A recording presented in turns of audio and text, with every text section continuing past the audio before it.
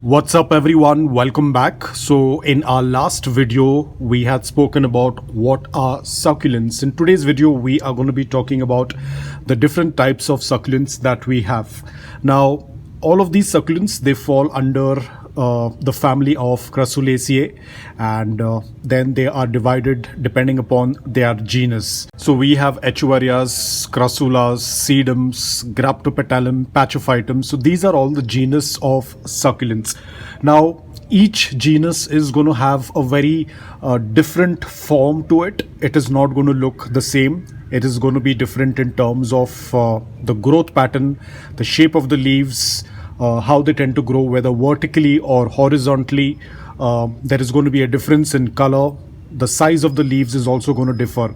So it is going to be extremely difficult to talk about each and every variety or each and every species, because it is a very vast topic. But I have a few examples over here. For example, the first one that we have is this Senecio. This is one type of genus of succulent called as Senecio. So this is another Crassula. They call it as the Shrek ears. So this is another one. Then we have the Crassula ovata. At the same time we have the string of buttons, Crassula, and Crassula baby necklace. Now despite these all belong to the same genus of Crassula, but you can still see there is a lot of difference in terms of the shape of the leaves, the color, the structure. Everything changes. So within a genus itself, there is going to be a lot of different varieties. There is going to be a lot of difference in growth. It's not that just because they are from the same genus, they are going to have the same growth structure or growth pattern. What I have noticed is only in Echeverrias and Pachophytums and Graptopetalums, the structure of the succulent tends to remain the same, whereas in other varieties, there is going to be a lot of difference in the way the succulent looks, even though they are from the same genus. For example, we have the jelly beans that fall under the Sedum variety.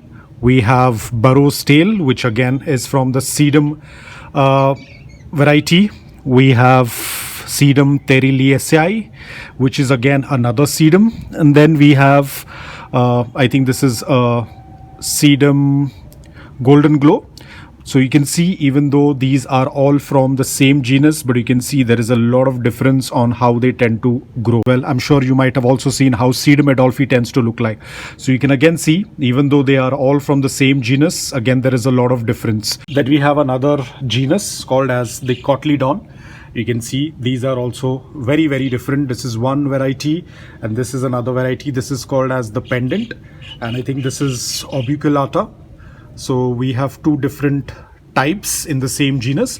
So the same way, they are all going to have very, very different growth pattern. Over here, if I'm going to show you this and if I'm going to ask you what kind of succulent is this, you might be very confused. Now this is a type of Crassula. I'll have to check the name and I'll put it up on the screen, but it belongs to the genus of Crassula. You can see the leaves are so very different. It looks like a very regular plant, whereas our other Crassulas tend to look like this. You can see there is so much of difference. So each variety is going to be very different, and it is almost impossible to name each and every one of them. Now all of them look very different. They have a very different structure, but the things related with soil and light remains the same.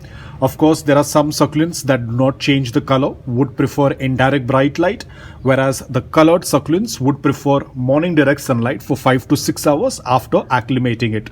Do not put your succulents out in direct sunlight as soon as you get them.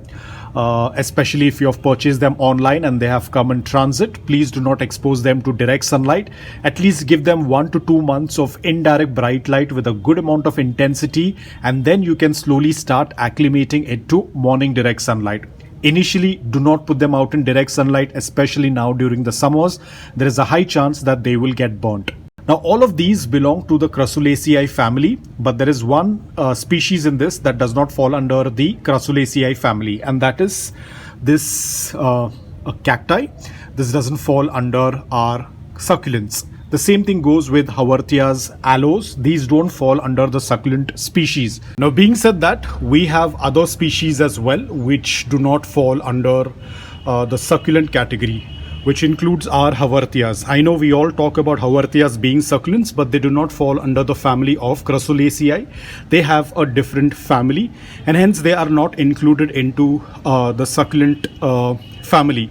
Even though they have the same requirements just like our succulents, like the soil has to be loose, porous, well draining, the soil should dry out fast. These prefer a lot of indirect bright light because they do not change the color, but they do not fall under the succulent category. All this while we have been talking about desert plants. So these are the actual desert plants, not the aloes or haworthias, but more of the cacti. Now here is another example.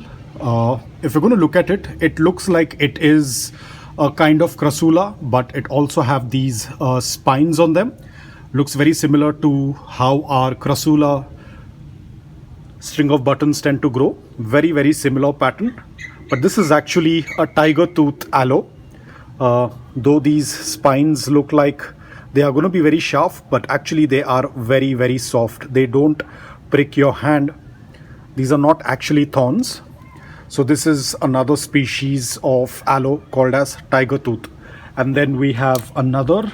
This, I think, I'm not very sure because I'm not much into aloes. This is another type. Tends to grow into a cluster. Now these, mostly the haworthias and aloes, you'll not find them in the desert kind of an area. Of course, they are going to be more from the arid conditions. When it comes to watering, when it comes to the soil mix, it remains the same for everything, whether it is cacti, whether it's succulents. I have been using the same soil mix for each and every one. Initially, I was a little bit skeptical about cacti because I was not very sure if they are going to do well in the soil that I use for my succulents. But luckily, it turned out really well. I have different varieties over here. This one, when I had initially got it, it was in a very, very bad condition. As you can see, the older part. This is the older part. It was completely damaged when I had received it. But now it has slowly started to work. I think this is an Astro. Again, I'm not very familiar with cacti and other varieties like these. Looks absolutely stunning. I think it is about to flower. I'm not very sure, but you can see it looks so beautiful. This is a variety that I have, and there are a few more that are kept on the shelf. If you remember this, recently it was starting to put out and it has started to grow. So quite happy. I was quite worried initially whether this is going to do well or not. And you can see my soil mix. It's very loose, porous, well draining. This is not a cacti. There was a leaf propagation that had fallen in this, and you can see it is doing quite well. It was a pup from leaf propagation. It is not connected to the cacti. I have left it as it is. So you can see basically the succulent and cacti do well in that soil mix. You can see both of them are doing quite well because the soil is loose, porous, well draining. It does not retain moisture for a longer period of time. None of the cacti are going to do well in a soil that retains a lot of moisture, that is very rich in organic matter. Similarly, succulents also will not do well in that kind of soil mix. So these are all the different varieties. It is a very, very vast topic. I don't think I will be able to cover each and every species individually in one video. It will take, let's say, probably years to talk about each and every variety because there are so many, and every other day there is a new species that gets introduced. Not every day, probably every now and then there is a new species that comes up in the market, a hybrid variety. So it is very difficult to talk about each and every species individually. But overall, these are the type of plants that tend to fall under the xerophyte category. As we have spoken about this earlier as well, they are going to have spines. They're going to have a waxy coating. They tend to retain moisture in their leaves because they do not have the luxury of getting watered every other day. So these are all the type of xerophytes that we have. Even our haworthias, they fall under the xerophyte category. And then we have our succulents that we just spoke about. All of them are from the xerophyte category.